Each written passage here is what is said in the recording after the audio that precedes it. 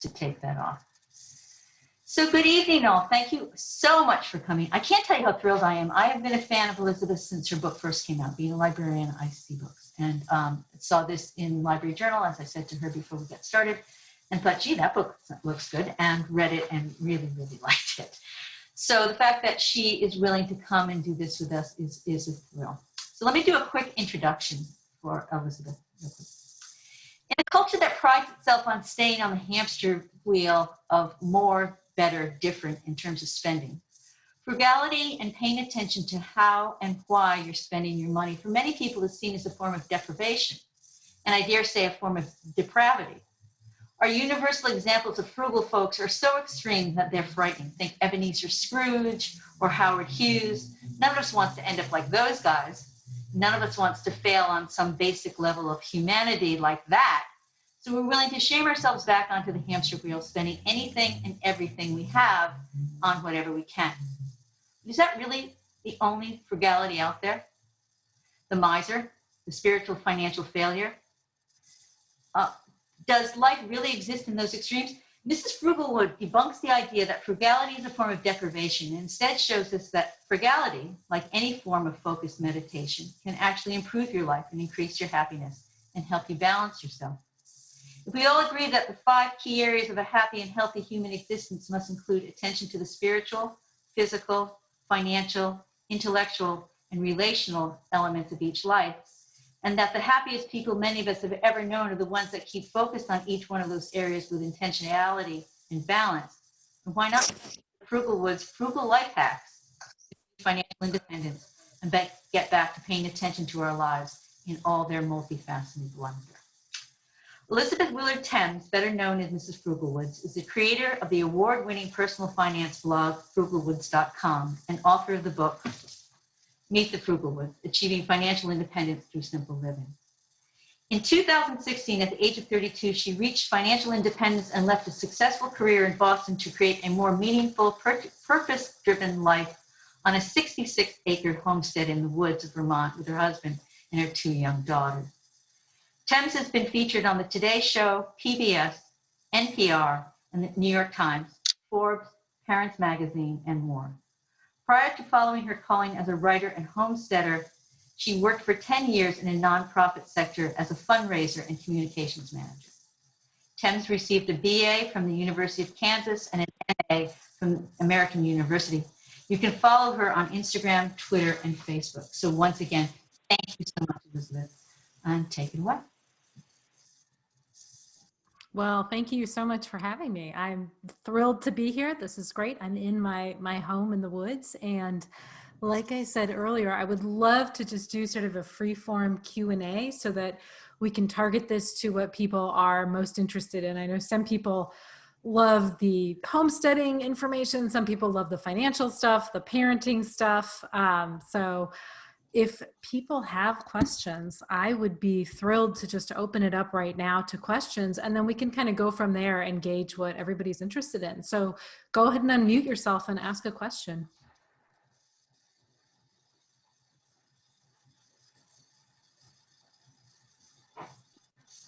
I can start with one. Hi, my name is Molly. I'm a big fan of yours, Liz, your book and your blog writing for a long time. And my question for you is, my husband and I are in a season of life that it sounds like you were at 5 or 10 years ago, just closed on our first home, and thinking about having children in the future. And I'm wondering, in that era of life, how you sort of fought and continue to fight the sort of lifestyle inflation and creep that seems to like naturally be happening more and more. So just love to hear your thoughts on that. That's really an ongoing one. I love like home stuff, as you can see from my little flowers and jars. I would just like decorate all the time. So that is an area that I have to actively sort of fight against and actively recognize that I want to buy stuff, but I don't need to buy stuff. One of the ways that I really sort of satisfied that desire was with the used market. As you know, I am a great lover of the garage sale and Craigslist. So, you know, like almost everything you can see in the background was free by the side of the road, or it was from a garage sale or Craigslist. So, you know, buying used is a great way to furnish a house, right? Because you can get a couch for $20 instead of, I don't know, $2,000 or something. I don't know what couches cost, but I think if you can channel the energy, like, okay, we do need some furniture. Like when my husband and I bought our first house, we had an air mattress, and I remember the Olympics were on, so we were like sitting on this twin air mattress, like watching the Olympics. I was like, this seems fine. He's like, I think we need a couch.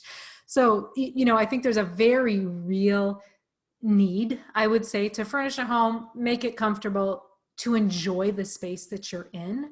One of the things that I notice as a parent is that I spend a lot of time at home. And then, hello, pandemic, everybody spends a lot of time at home. So having an environment that you enjoy being in, I think can save you a lot of money, because if you love your space, you don't feel that urge to go out to a restaurant or go out to a bar or go to a museum. Those are wonderful experiences, but if you can create an environment that really sort of fulfills you, I think that can go a long way. So I am not like anti-furniture or anti-decor, but I do think you can do it frugally. And then as you go into having kids, that is one of my favorite topics, because we are all taught that this is going to be expensive. And yes, it is more expensive to have a child than not have a child, but there, you know, there is such a continuum there where you really have opportunities to save. And you have a lot of opportunities to save when your kids are tiny. And what I like to say is, you know, save the money now, get the free crib, get the used crib, and then start a 529 for their college education, right? So you are taking that money and utilizing it in a way that is going to be so much more meaningful for them down the road. So I found, like, with baby and little kid stuff, there is so much that's available on the used market for free from friends. Let people know, like, oh yeah, I'll take your hand-me-downs. I'll come and disassemble the crib and take it away. So I think there's a lot you can do to move into that phase of life, but still really be conscious of what you're spending. And it's also an opportunity to ask, what do I want to bring into my life? Because the stuff that you take ownership for, you are then responsible for, right? So you then have to clean it, store it, sort it, and then eventually give it away or sell it or get rid of it in a sustainable way. And so I always kind of ask myself, like, do I actually, you know, want to bring this stack of books into my house? Which the other day at a garage sale, I got like this huge stack of books, but my plan is to read them and then like donate them. We'll see if that happens. But I try to think about it in this holistic way. So it's not just the money. It's also a question of the environmental impact of buying new, the environmental impact of owning a lot of stuff, and then of needing to, you know, get rid of it or move it on to another home. Does that help, Molly? Is that kind of what Yeah, you're absolutely. Okay. Thank you. Yeah, my pleasure. Okay, somebody else, unmute, please. Hi. Hi. So you've lived in like I call it like the intellectual triangle of like DC, New York, and Boston. And it's really expensive to live in those places. And you were able to, you know, move to a less expensive place, and you had a husband, which was great. So I guess I was wondering, being a single person, I would love to move to a smaller place that's cheaper.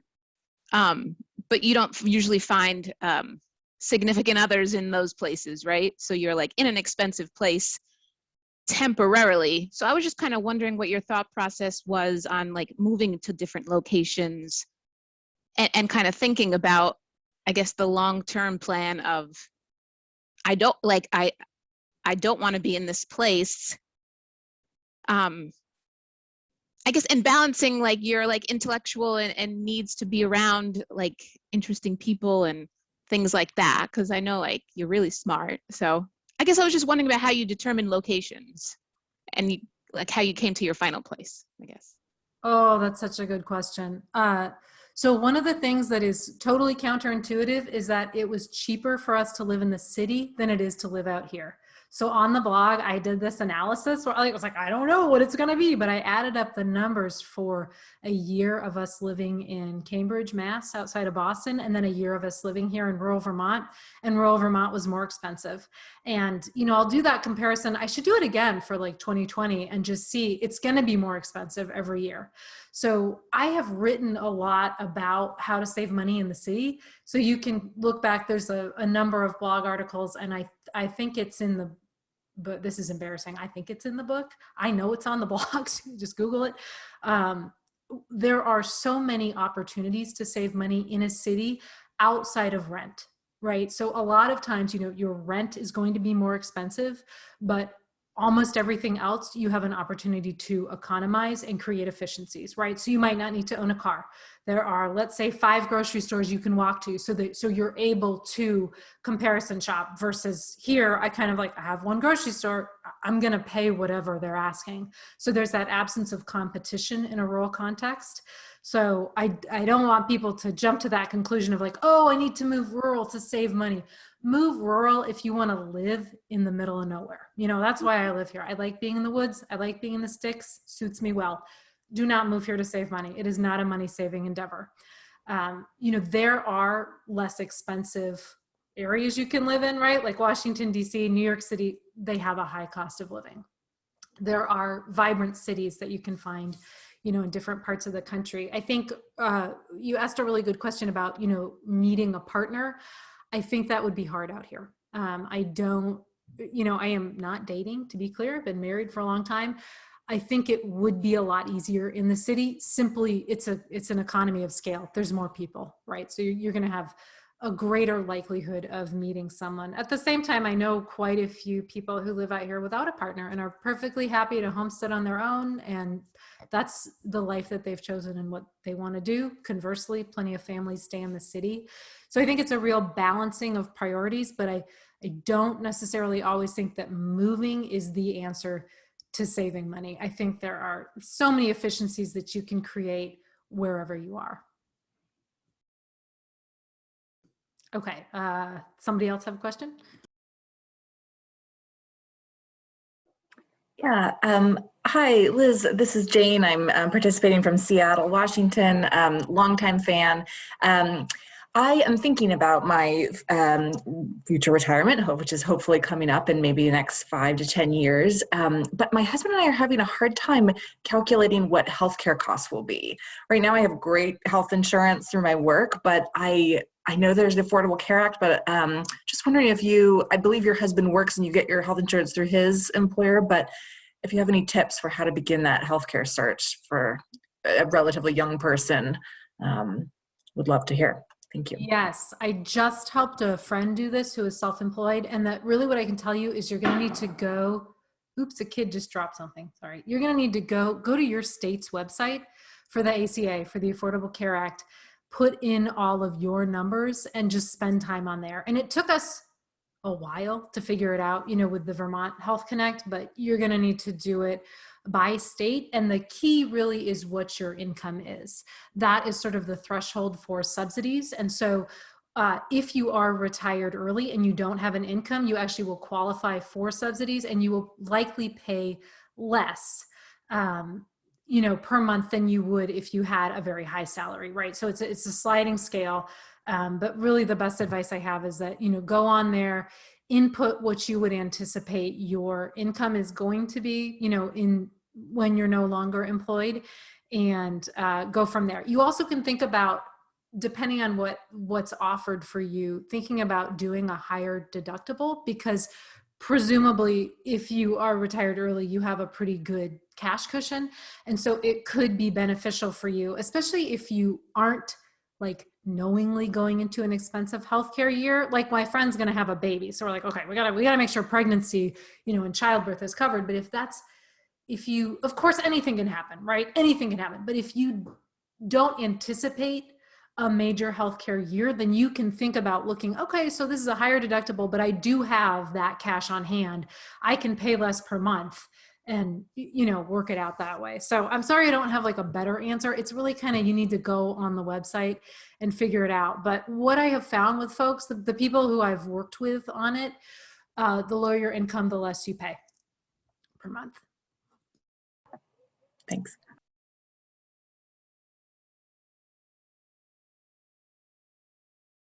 Hi, Liz. My name is Jennifer Taylor, and I'm from the Central Coast of California. But this is actually not my question. This is from Erin. She put it in the chat. She said she has a noisy background, so that's why she just typed it in. But she said her question is, you share a lot from your personal life in your writing and on your blog and in your book. How do you negotiate those boundaries?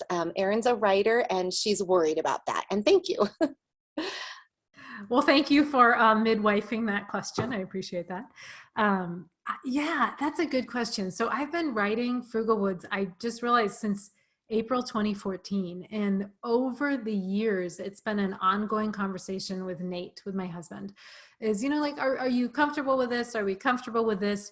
What's the line that feels authentic and that feels genuine for us, but that isn't going to make us feel uncomfortable, right? Because we are, at the end of the day, we are like sort of private citizens, and I'm not, you know, going to share everything. But I do find a lot of value in opening up about things that I think traditionally people don't talk about. So I wrote a lot about my postpartum depression and anxiety because I felt like, you know, that's something I want to share with people. I want people to know, yes, I take a medication, I go to therapy, because I saw that as an opportunity to share something that we often feel we shouldn't talk about. And I feel like I have sort of a duty of care to share things like that when I'm able to.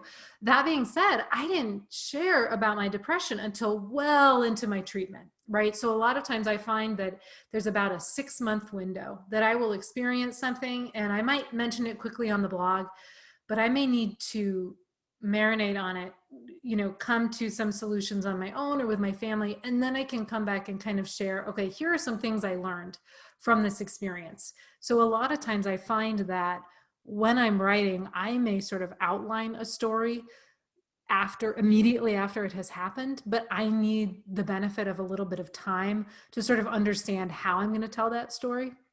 Because what also happens is things that were traumatic in the moment become very funny over time. So I really like making stuff funny. So I'm like, oh, well, yes, that was not a great moment, but in retrospect, there's humor. Here are the lessons. Here are the parts I feel comfortable sharing, and here are the parts I don't feel comfortable sharing. You know, I don't think anybody should feel compelled to share everything about themselves. I think you need to navigate what that boundary is, and then to be really open with anybody in your life who you are writing about. So for me, it's primarily my husband, and then, you know, what I write about our kids. And so he reads everything that I write, and that's my choice. I say, you know, I just feel more comfortable if you are aware of what I'm saying, what I'm sharing. Same goes for photos. You know, I sort of screen all the photos by him, like, okay, do these all seem fine to you? And occasionally he will say, no, you know, that's not something I want to share. And I say, no problem, I'll take it out. So I think if you are writing about family or friends, unless you're creating a composite, which I love doing that, because then you can, oh, my friend, you know, who is a composite of 5 different people. But when you are specifically writing about a person, I think it's important to check in with them and make sure they're comfortable with it. Okay, next question. Hey Liz, I'm Jessica from Colorado. I was just wondering, as we keep meeting these goals, I keep kind of changing my goalpost because I'm not comfortable yet, and I guess I don't know how to get to a point where enough is enough. Can you kind of talk to that? Are you speaking in terms of like a financial number specifically?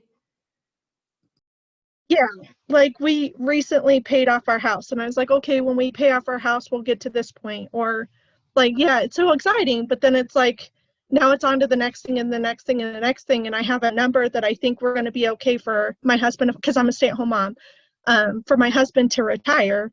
But then I'm afraid that when we get to that point, I'm going to be like, well, can you work like 5 more years or just 2 more years, or just, so I guess I don't know when I'm going to get to my point where I'm comfortable.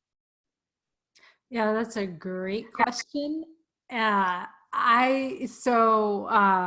My husband actually very recently retired. This is like brand new news. He has just very recently retired. And you know, we started this plan in 2014, and how do you know? I don't think you do. I think you have to come to a place of being at peace with what you're comfortable with. You know, I think there are a lot of scenarios that you can run. You know, it sounds like you've done all your research. Like, this doesn't sound like a mechanical question, right? Like, you can't spreadsheet this out because you've already done those calculations. And so I think at a certain point you kind of have to balance, well, what's the trade-off, right? If he works another year, what are the things that we aren't able to do as a family? You know, what is that stress level for him, or the commute, or the whatever it is that's sort of compelling him and you to want to fire? You know, what is that trade-off? And maybe it doesn't matter. You know, maybe he loves his job and he's like, well, actually, you know, it's really not a problem for me to go part-time or to continue working. But if there's a real lifestyle change that you want to make that you feel like you cannot make until he has left his job, yeah, you got to think about that balance. Because the other thing too is it's not like you can't ever work again. And that's something, right, easy to say, like, you quit your job, that's you're probably not going to return immediately to that job. But there is also this thought that, like, well, if we stop working, we will never work again, you know, and that's probably not necessarily a reality. So it's challenging, because I could look at your numbers for you and say, oh, well, here's where I project. And you've done that as well. And so I think at a certain point you have to feel settled and you have to feel at peace with the decision that you've made, and recognizing what the trade-off is and when you feel like you want to make that trade-off. Does that help, Jess? I hope it does. Okay. All right. Next question.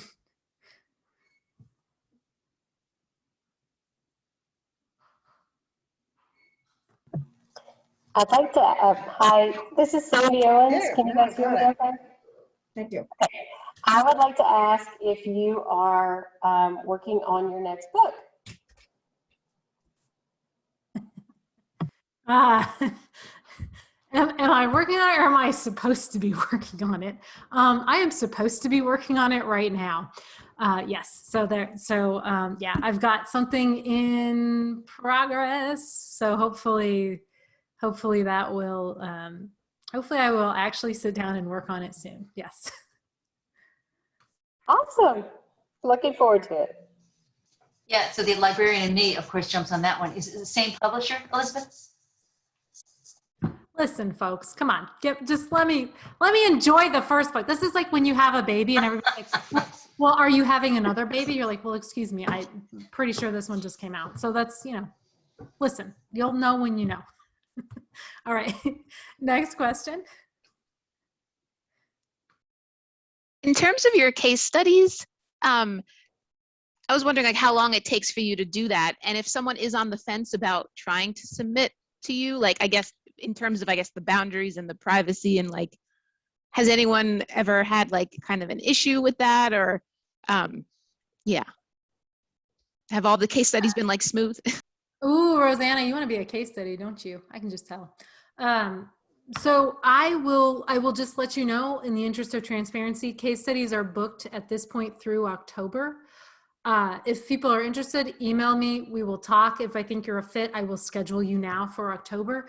But I'm pretty far booked out. They take me a very long time to do, but I love them.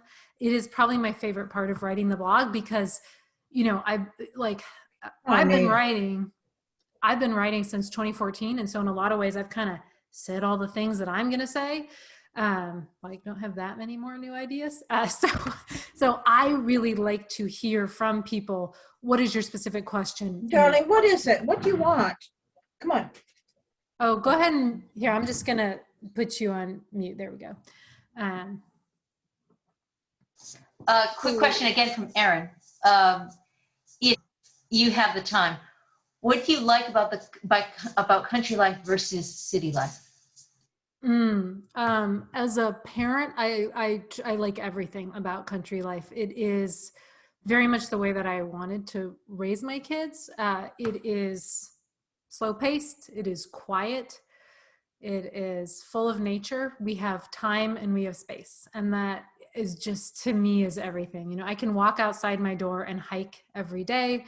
My kids play outside every day we're able to sort of garden and plant. We just put in a new fruit tree orchard, and we're able to sort of pursue all these things on our property that to us were always pipe dreams. So we made our own maple syrup, and we're getting chickens, which my kids still don't know about, but they're coming next week. So I think I better tell them.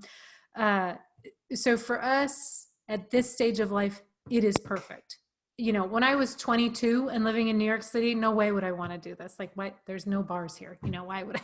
So, but for this at 37 with 2 kids and my husband, this is fantastic. We also in the Northeast, you know, we are only 3 hours from Boston. We are only, I don't know, a very short plane ride to New York City. So I don't feel removed from culture in the same way that I might if I lived really remotely, if that makes sense. So I love it. Hi, Liz. I have a question. I'm in Southern California. So I'm wondering kind of how do you recommend balancing competing high cost priorities, right? So for example, my husband and I really want to buy a house. We also would love to travel, and we also want to, you know, be saving up a lot to retire early. So yeah, like how do you recommend kind of focusing on them at different times in life, or just doing, you know, focusing on all of them on a, you know, on an ongoing basis? Yeah, kind of like how do you recommend balancing priorities like that? That's a good one. And that's one of the reasons I love doing the case studies so much, is because I hope that people can sort of see their priorities through those stories and kind of see how I talk about it. Because the answer is like, it totally depends, which is not helpful. You know, the first priority is always paying off high interest debt. Doesn't sound like you have that. The second priority is saving up an emergency fund. Sounds like you probably already have that. You know, beyond that, it's kind of like, well, what do you want to do, right? So you mentioned buying a house as well as retiring early. Well, that it could depend. Like, does retiring early, is that a fixed in place thing? Like it is for us. You know, we bought like this homestead as kind of our fixed in place. Or will you be traveling? Are you interested in, you know, moving around the country or the world? And in terms of whether or not to buy, so the New York Times has a really good rent versus buy calculator, which I just keep recommending because it's so good, because it depends on where you live, right? And you may actually be better off renting. I think that's a great financial myth to dispel, that, oh, you have to own a house. Well, you don't. There are a number of financially independent people that do not own homes. They rent. They're lifelong renters, because for them, the flexibility, the lack of overall costs of owning a home is fantastic. Other people are like serial buyers and flippers of homes, right? So if that's a passion of yours, then that's going to be important to budget for. So I think it really kind of comes down to what you want to do, and not necessarily like the steps that you think you should take, because there are a lot of different routes to financial independence, and there's a lot of different ways to be financially independent. And I think identifying what's important to you, where you want to live, that's going to kind of guide you the best way. So I hope, does that help? Or are you thinking, do you have a follow-up question? No, that's great. And yeah, it's definitely kind of something you have to decide what your priorities are. But so I appreciate that. Thank you. So Liz, could you tell us, where is that calculator? Is it just on the New York Times website, or where do you find the New York Times rent versus? I would just Google New York Times rent versus buy calculator. Thank you. You'll find it. Another quick question in the chat too. It's from Jay Harrison. She says, or they say, can she give us a synopsis of her blog, mission, book for someone who's unaware? I see that there are many people who called in who have a lot of knowledge about you. Can you just give us I tried to give a quick synopsis in the very beginning about your life and your purpose. If you can do that, that'd be great. Sure. So you can find me at frugalwoods.com. I'm on Twitter, Facebook, and Instagram at Frugalwoods. The book is Meet the Frugalwoods. So if you want to know more about me, just type in Frugalwoods. Frugalwoods is all about financial independence, simple living. So I kind of write about the intersection of frugality and having a fulfilled, content life. So how do you sort of spend less, do all the things that you want to do, and approach life in a manner of values-based spending. So like Melissa said at the beginning, it's not about depriving yourself. It's not about saving every penny. It's about choosing to live the life that you want to live and not doing what society says you should do, not dressing, looking, acting, working the way that our culture sort of inculcates in all of us. And the book kind of addresses those themes too. And then the blog kind of meanders, I'm not gonna lie. There's some homesteading, there's parenting, because I have a 3-year-old and a 5-year-old. I do reader case studies where we do a financial deep dive on couples and families and folks who write in. And, I do stuff like I cover how to save money on your cell phone. And then I talk about kind of like the deeper fulfillment of spending less. So it kind of runs the gamut, I think, of practical tips and tricks. It's basically like the ways that I've found to save money, and then sort of the deeper overarching philosophy. So I hope that helps. I hate to keep jumping in with this, but I'm monitoring the chat line here too. Another one from Erin. She says that it's your last one, but that's okay, Erin. It doesn't have to be your last one. How do you manage your schedule so well? You seem so relaxed. I always feel buried in lists. Oh, Erin, you're hilarious. I have no idea. I got a 3-year-old and a 5-year-old. I don't know. No, I do know. I have a fantastic husband, and we are the people of schedules. I know that a routine is like a drag, and a lot of people like spontaneity. That is not. That is like 0 out of 0 for me. Like this needed to be at 6:30 because that's like my, the kids go to bed at 6:25. I'm not even kidding. So we have a pretty regimented schedule, which just works really well. My husband is a former engineer. I'm a writer. So both of us really thrive on that very strong division of labor. So like at 6:45, he came down and preheated the oven to cook the salmon, because that's exactly when you preheat the oven to cook. I love him so much. It works for us. So we get pretty granular. For example, he gets up the big kid in the morning. I get up the little kid. He makes the breakfast. I potty the little one and bring her downstairs, get everybody settled, and then I go straight up to work. And then I work until about noon, and then he takes over, and then he comes back on at, what does he come back on at? Like about 5:45, and he does the teeth and the bedtime routine. And so we have a pretty, we kind of click along this schedule. This happened because of the pandemic, by the way. I am a big fan of daycare and preschool, but when both of those shut down for us last year, it was just this like, come to Jesus moment. We got to figure this out because we're both home. We're both trying to work. And so for me, I really cannot work with the kids around. I can't write. And I also just feel awful because I'm like, stop talking to me. I'm trying to write. It just doesn't work. So it's really a question of just dividing up the childcare and being really granular about who does what and who's responsible for what tasks. And that, I don't know, for us, that's just like the best way that I can put it. And it's kind of nice having 2 kids, because then like one person is like on each kid, like, oh, your kid has a problem right now, my kid's good. So that helps. But I am a big fan, especially if you have kids, of just that equal division of labor. Like I am not a fan of this default idea that like mom does everything. That just doesn't, I don't see that as a healthy route to success. So we have always been very intentional in how we choose our chores. And we believe in the role of specialization. So I am the laundry specialist. I don't know if you even knew that you could be a laundry specialist. And my husband is the cooking specialist. So he would do the laundry like if there was a disaster, and I would cook if people were going to starve, I guess. But, we do not really step on each other's feet. And that helps to keep things together. So schedule, routine, very open communication, and then also simplifying. There is just a lot of stuff that we do not do. There is a lot of simplification that happens to allow us to click through the day. There's a lot that we don't do, and I am very okay with that.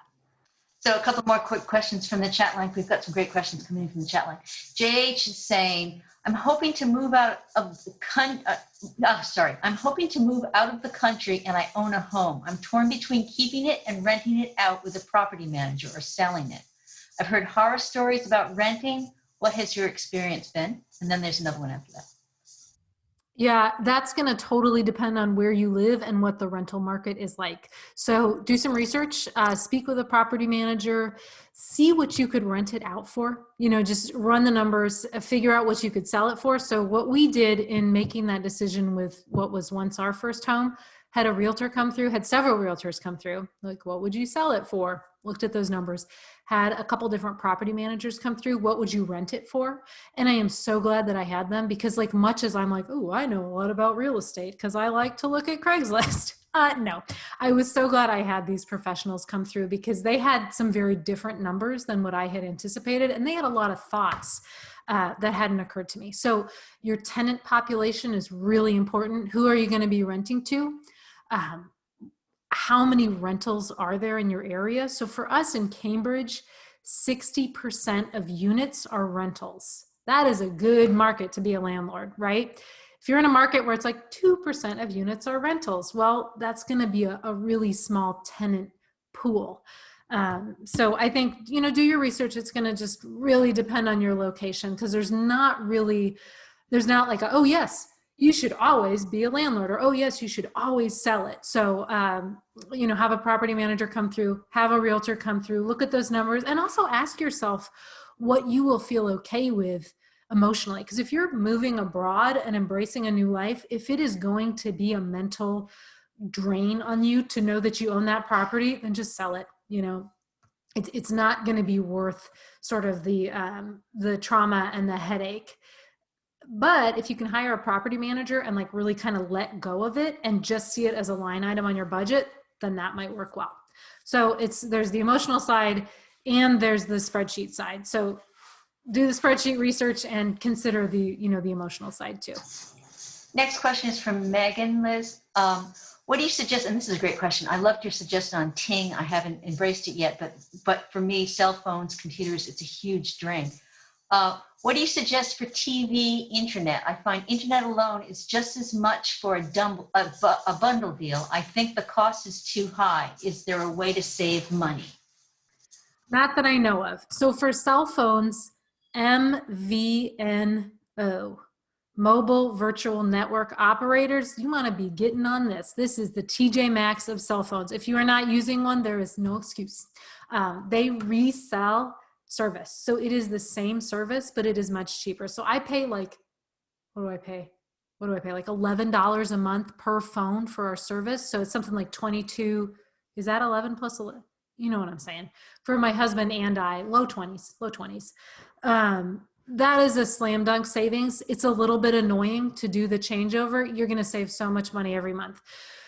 Internet and cable is so much more location specific. There's not like a nationwide answer to that, unfortunately. For me, I have one internet option. So I pay whatever they ask, which is something like $75, but that's my internet option. We don't have cable.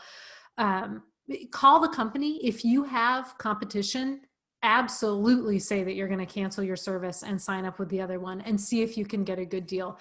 It's very much worth doing that. It's worth calling. It's worth shopping around. For TV, we have a Roku, which was a one-time purchase, and I've done some blog articles on this. And we also have the Amazon Prime. What is that, like an app or something that you can, and it's got a bunch of free shows in there because we pay for the Prime for the shipping thing to your house. And so there are tons and tons of streaming services that have a free trial period. So I did a little write-up about this at the beginning of the pandemic, and everybody was like, we're gonna watch TV.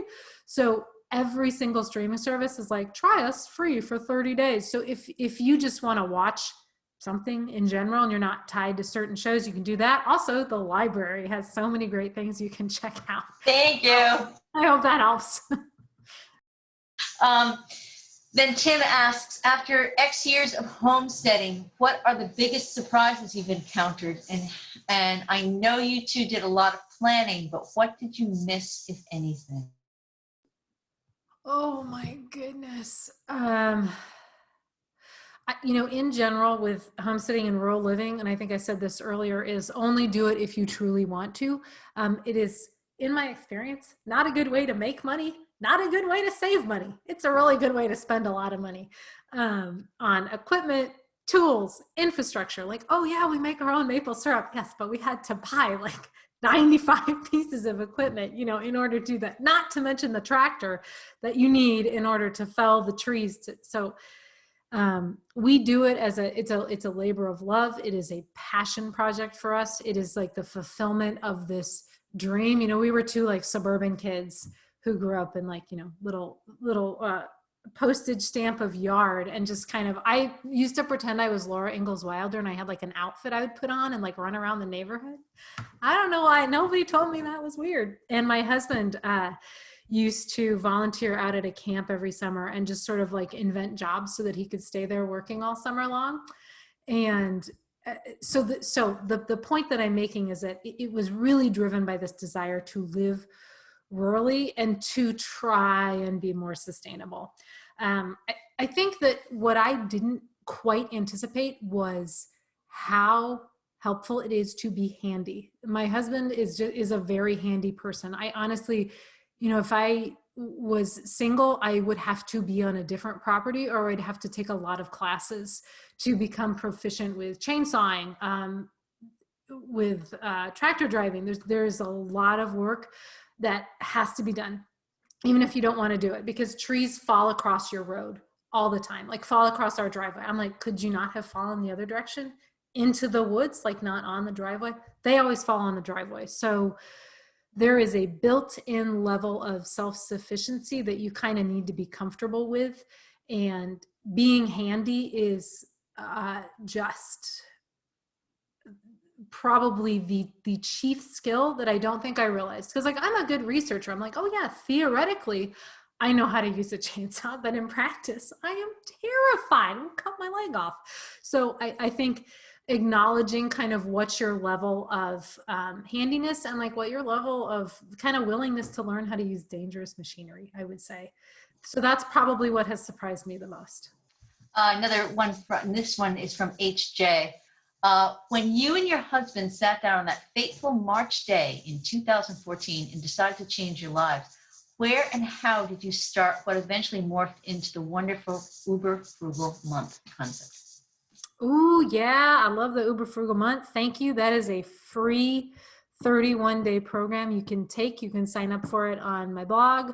I will charge you no money, and I will save you money. It's a month-long thing. And so that's really where my husband and I started. We were like, all right, we need to save a lot of money. We had good salaries. We're like, okay, we make good money. Why are we not saving more of it? And I was like, oh, I think I might know why. That would be yoga and restaurants and Whole Foods. So, at the outset of this goal, we really had to sit down and go through our budget. So it starts with that, going through your expenses.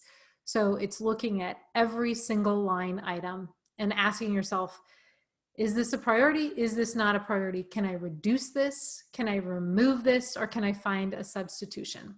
And that was, I would say, at the beginning, we really cut it to the bone. So if you look back at like actually don't read the early blog posts. They're like abysmal. I had to read one the other day. And I was like, you hope that you improve as time goes on. I feel that I have. But if you look at some of those early expense reports, you're like, wow, they didn't spend any money. Whereas now we spend like, 4 times that amount. Because at the beginning, what we needed to do was figure out our baseline. I am a big fan of this. What is the bare minimum that you could live on every month? So if you remove absolutely everything extraneous, everything that is not necessary for your survival, what would that number be? And how long could you sustain that? I do not think that that is a great idea to do for a long time. I don't think that it's sustainable, but I think it's a really useful exercise. So for us, it was like, okay, let us strip out, truly everything and see how it goes. And I would say we lived at that level for what, a year, maybe 2 years, I don't remember. And then slowly over time, making conscious decisions to add expenses back in. always coming to it with that mindfulness of, yes, I'm choosing to go to a restaurant and spend this money, right? This is not an accident that we find ourselves at this restaurant. So it's, it's not like, oh, we forgot to cook. Whoops, we better get takeout. No, it's something that's decided in advance. So it kind of goes back to that routine and schedule where it's enshrining that in your financial decisions too.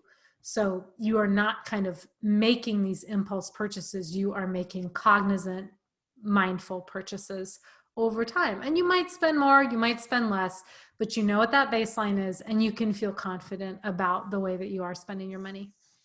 Another question from the chat line, and I also want to have a question myself too. But anyway, this is from Lauren. How do you handle social media, both for the blog and personally? Do you pre-schedule posts, then schedule time for answering comments? What about your own personal use? How do you combat the infinite scroll in the lure of targeted advertising? Oh man, that would be so organized if I planned out posts. No, I keep thinking I should I could have an editorial calendar and have a plan of what I'm going to say. That has never happened. I know, I use Instagram primarily for the blog. It's a great way to keep in touch with readers. It's a great kind of avenue of the blog that I get to explore on Instagram. Facebook and Twitter, I'm not as active. I kind of use those more to just promote whatever the blog articles are. But Instagram has been a fun, almost like a micro-blogging experiment for me. And it's kind of whatever I think to put on whenever I think to do it. I do not schedule time to check in on comments. I will try and check in the next day and I'll try and respond. I'm not very good about responding to people. And I'm not very good about responding to messages that come in on social media because I actually don't spend that much time on there myself. I have one of my best friends does not do social media at all. And so she has kind of encouraged me to think about what else I could be doing with my time. And that has really helped me to not use it that much. I don't follow that many people, which I find helps too. Cause I can scroll for a while, but then there's I run out of people that I follow. And I also think it's really important. If it's making you feel bad, stop doing it, and cause I sometimes will look at people and I'm like, oh my God, their house is so clean. And then it's okay, this isn't a productive endeavor for me anymore. I'm not learning. I'm not being enriched. I'm going to step back. So I would say actually my social media usage is actually pretty low. I think I kind of get on there. I don't really do it personally, which is why periodically my mom will comment on the Instagram. I'm like, Mom, this is a business here. She's like, oh, honey, this is not my personal, because I don't really do it. I don't really do it personally. So it's kind of, I do it for the business.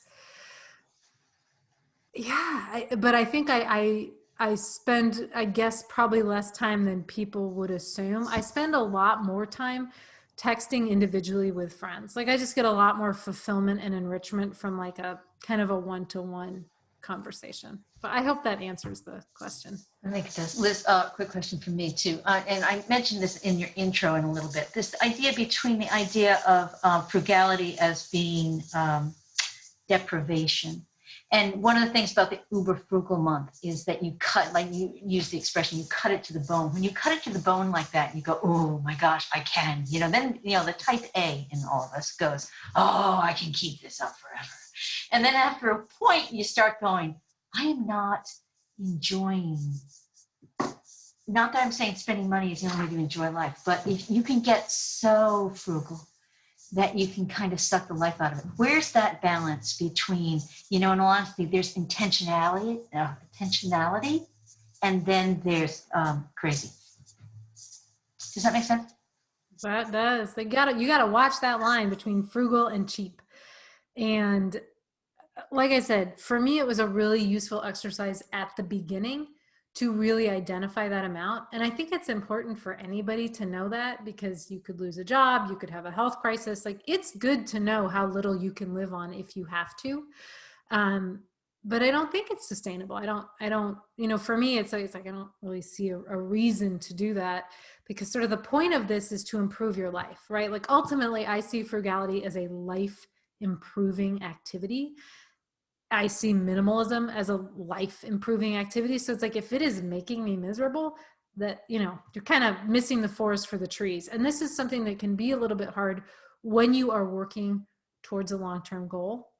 The caveat that I have for this is if you are in serious debt. So I think it was our most recent case study. They had a pretty good amount of debt. And I said, listen, you've got to cut this spending down and pay down this debt. And it's not really optional, you know, and that's a situation where I don't see it as quite so optional, because that debt is just a perpetual drag on, you know, the rest of your financial future. But if you don't have debt and you're doing this to work towards a different goal, you know, a new lifestyle, a new home, whatever it is, I think you have to create a balance, because you can very quickly become living for this number. So like Jess was asking earlier, you know, you reach that FIRE number and then you want to keep going. You can be living for that number and not really realizing what life you're stepping into after that number. So my friend who writes The Mad Fientist and has a very good podcast, he did a really good, I think it was a guest post on Frugalwoods actually, about you need to retire to something, because he just about drove his wife crazy with his desire to be perfectly frugal. And she was like, listen, you are not enjoying life, right? You think you're going to be happy when you reach this FIRE number, but you're not creating a life that you're going to be enjoying. So it's like, what are you working towards? What are you either moving to, retiring to? You know, what is that goal? And again, this is really, we're talking about after you've paid off high interest debt, because that's kind of like, you got to do it. You have to do it. Does that answer the question? I'm sorry. I got a little carried away there. No, I think this. And Erin's asking, do you still recommend Fidelity for investing after you have your emergency fund? So I cannot like recommend specific investments for people, because I am not a financial advisor and I'm not your financial advisor. But I can say that I use Fidelity. In general, if you are looking to invest, I recommend total market low fee index funds. I also really recommend the book, The Simple Path to Wealth by J.L. Collins. That, oh my gosh, he goes through like, what is a stock? And I was like, actually good quote, what is a stock? Like, you talk about the stock market, but that is a fantastic primer for investing. So the Simple Path to Wealth, highly recommend that if you want to get into investing. And then, you know, you can do research, look around online and figure out where you're going to be able to find, you know, low fee investments. The librarian and me again. Simple Path to Wealth by who? J.L. Collins. Thank you for that. Hi, Liz. I have a question for you. You are going to be the tiebreaker between my husband and I. Oh, this is not. He has an old investment account that he doesn't put money in, but it has a very high expense ratio. So should we roll that over to a low expense ratio account or leave it there since he's not putting anything in?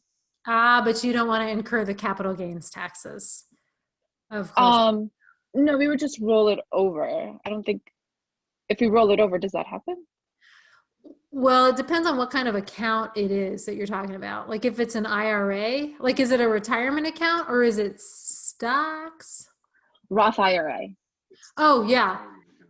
Roll that action over. There shouldn't be any, there wouldn't be any reason. I mean, do your research, listen, I cannot, you know, but in general, if it's a retirement vehicle, then see, the issue is if you were liquidating stocks, then you're going to be paying capital gains taxes. But if it's a retirement vehicle, that should be fine. You know, look at the fine print. Now, that being said, I am the proud owner of like something like 3 401ks that I like haven't, because it doesn't actually really matter, I guess, if that's what you're asking. So I personally have like a 401k from everybody that I work for, and I've never combined them. Maybe I should do that. It doesn't really matter. Okay, thank you. I have a question.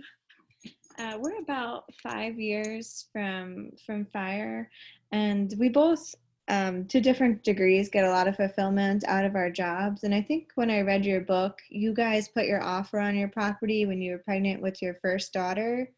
How could you speak to like leaving, a formal job and how you felt? Like, I feel a sense of belonging. I like the rhythm of work and the social ties. I think that's something I struggle with when I think about going for full-time to part-time or just leaving completely.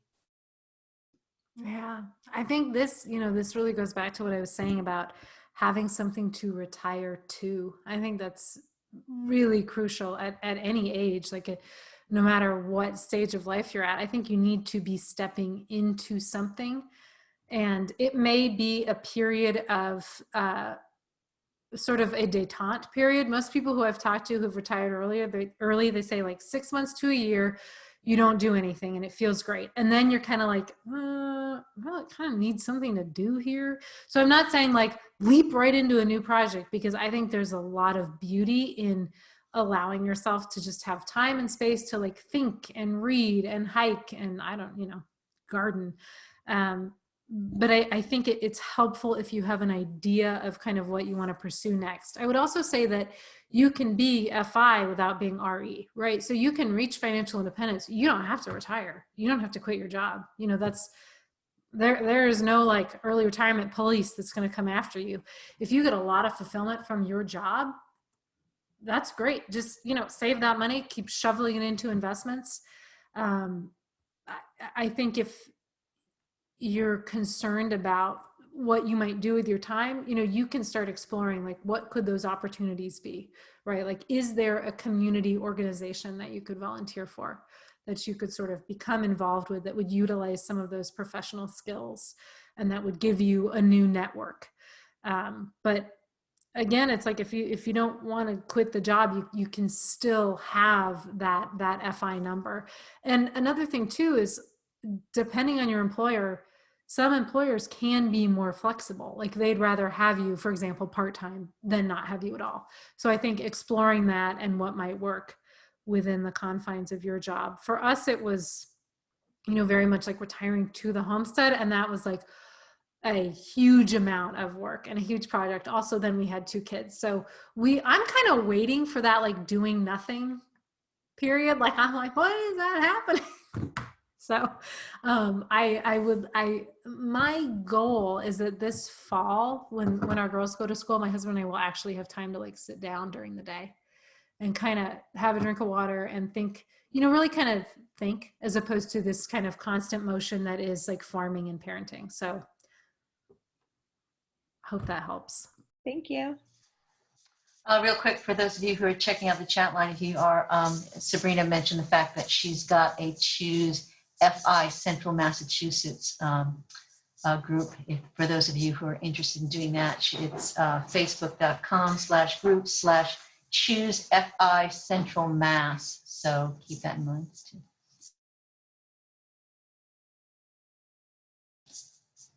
So we're almost getting to our 7:30 mark.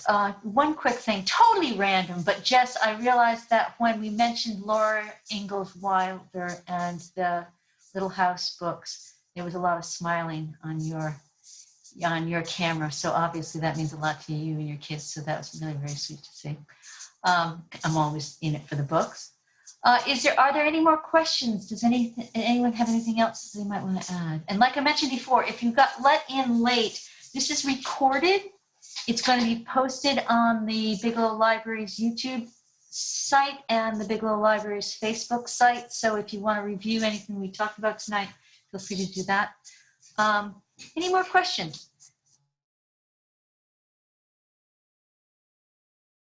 Yeah, real quick. It looks like Courtney's saying yes. Craft beers Rex. You people know me very well. Oh, Hill Farmstead or Alchemist. I will let you know I have visited both and enjoyed them both. I think Hill Farmstead has an edge. Like, I think it's the best beer in the world for a reason. We had an idyllic pre-pandemic kid-free afternoon there, I did not want to leave. So if you're actually looking for like a tourism recommendation, you want to do Hill Farmstead, The Alchemist is basically like a storefront. Like you go in, you buy your stuff and you leave. It was like, oh, it's kind of disappointing. Hill Farmstead is like an experience. Other very good local beers, River Roost, if you're up here, is fantastic, as is Upper Pass. They do not distribute widely, but they are very well worth it. All right, is there any, now I'm looking at the chat, but I can't do that. So just ask if you have a question. I can't read it. I've got one comment and one question. On the rollover thing, I grew up with a book called The Truth About Money Because Money Doesn't Come with Instructions from Rick Edelman in DC. That was like 20 years ago. My mom got my brother and I both a copy. It was a great book, very, very helpful. One of the things he said was, whenever you have an IRA and leave an employer, always roll it over, or 401k, I mean, and leave an employer, always roll it over and into the matching IRA, Roth to Roth, traditional, because your investment options are much bigger. And you're going to be more likely to have better investment options, potentially a better advisor. Yeah, it depends. Totally depends. So you always want to check out what you're invested in. Your employer may offer some real bad investments, or they may offer something that is completely fine. So you want to see what you're true. But when you roll it over, you have infinite options, right? Now you're in control of, and now you can do things like, quarterly rebalancing and things like that. Question that I had was, we actually found your blog because of the Vermont homesteading. It's an idea that we've kind of thought about retiring on rural property for the last 5 years. And we visited a property in North Carolina that had a bunch of rental cabins and saw an opportunity to rent out, rental cabins as a way to fund a retirement. And I remember this was in your original kind of thesis on setting up your retirement plans. Did that ever come to fruition? Did you ever end up making that yurt to rent out? We decided we do not want to do that. A couple different reasons. We are not interested in having people on our property. Even though we have a large property, we really love the privacy. And I have a 0 out of 0 interest in cleaning, a 0 out of 10 interest. I have a 0% interest in cleaning somebody else's house. That would be the rental property. Yes, you can hire a cleaner. However, my friends who do this here rurally have a very hard time finding cleaners because the way that the rentals are often working, it's like, oh, it's a Tuesday this week. And then in 3 weeks, it's a Wednesday. They can't get a cleaner to come at those times. And so they end up cleaning the houses with their children, like hanging on to them. And I just can't, it's not the way that I want to be spending my time. And I think that for me, there are some other options for earning money, that are a little bit better. Originally, before we moved here, we were like, oh, yeah, it's going to be amazing. We're going to have like all these rental properties, because you're coming from the city and you're like 66 acres. Why? The things I could do with that. But then when it comes down to it, just not interested in, sort of the infrastructure, the maintenance, having people. I mean, honestly, like we go to bed very early. We're very quiet people. And the cleaning and like sourcing tenants. I'm getting like a hive just thinking about it. I think, if that's something that you enjoy and if you have a passion sort of for hosting and you don't mind cleaning and you don't mind, kind of providing that like farm experience, because that's the other thing is a lot of people who come to rent rurally are looking for a sort of like an agro-tourism experience. But what all my friends who do it are like, by the time you sort of have taken them on a tour and taught them, you've missed your whole morning of chores, so it's not really a benefit unless you have somebody staying with you all summer, like as a dedicated agricultural worker. So does that kind of get at the question? It does. Yeah, I was planning on doing the cleaning ourselves, and we were looking at 500 acres. So we can have some people that are far enough away at 500 acres that you don't even know they're there. Yeah. Because her family owns 300 acres in one state and 100 in another as tree farms. So that was kind of our idea in the beginning, was tree farms. But the profit on that is a lot slower, a lot lower, whereas on rentals, it can be, $100,000 of revenue a year. And she had also said that, the way that I like to host things, that we should look at opening a B&B in the city, which I was hesitant to do. Mm. Thank you. That's a very good answer. I figured that I did figure that the changing schedules would make it very hard to find cleaning people and that I'd have to do it myself. But I clean as I walk through the house at all times. I've always got a vacuum cleaner in one hand and a dust rag in the other. You're set. You're ready. All right. Are there any other questions before we're probably going to get kicked off the Zoom soon, but are there anything else I can answer? Liz, my name is Tom Marshall. I'm probably unlike anybody on this call. I'm a 70-year-old widower who is been very fortunate to be financially secure and enjoy reading the blog and reading your book, learning about a few things that maybe I did right, but learning about a lot of things maybe I could have done differently. And I'm blessed to have 2 sons and 5 grandchildren that live in the area and enjoy advising them whether they want to hear me or not with some of the ideas you have. But it's really refreshing to hear someone in your age group with the values that you have in terms of children, in terms of not placing too much value on the acquiring of things, and knowing what really is important in life. I just want to tell you how much I enjoy it, and continue to want to be a part of the Frugalwoods world, even though living in a townhouse in the northwest suburbs of Chicago is unlike anything that anyone else is probably interested in. Well, just wanted to tell you that. Thank you. I really appreciate that. Thank you.